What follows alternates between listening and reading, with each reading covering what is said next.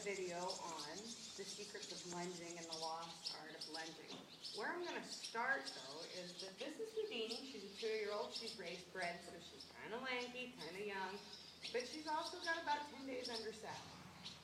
Something really important to me when we're starting a horse is that they learn to follow their nose. And a lot of horses don't understand this concept. Even aged horses that come to me later don't understand what follow their nose means. In other words, when I ask a horse to turn its head, its body goes that way and its head goes that way. Happens often. What I want to see is for this horse's nose to go this way and all 4 feet travel with her. If we start that on the lunge line, we get miles ahead in the saddle. So basically, the way to think about it is that her nose and the center of her chest should be in the same place at all times. Then following with the center of her hips, following that line. So as she travels around the circle, she should be in frame all the way around. If we accomplish this on the ground first, it's a lot easier to teach her once we get in the saddle. The second thing I'm going to teach today is that we're going to work on what a maneuver that I do when I take a new horse to a new place. Now this is either a young horse or an old finished horse that's a little nervous about things. But before we do all of that, we're going to start with what I want to see before I ask a horse to lunge. I believe that lunging horses has become like kind of a lost art form because we spend so much time in a round pen.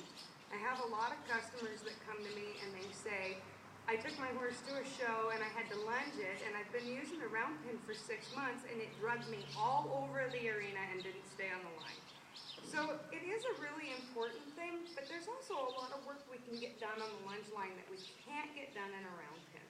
So before I ask a horse to lunge, the first thing I do is I make sure that they're going to flex and bend and follow their nose just like they would under saddle. So I'm going to ask Houdini to bring her nose around. Immediately she followed me.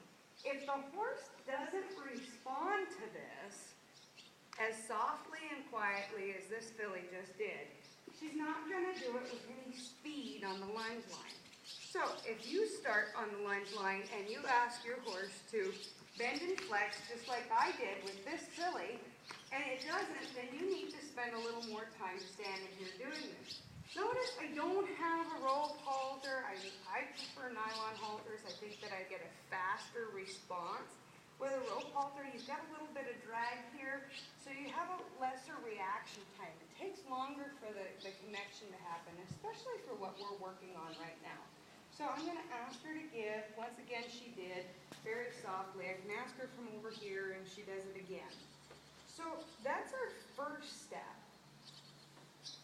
Once we have that where we've got that started, the second thing that I want to talk about with this whole process is I think we kind of ruin our horses from the day we put a halter on.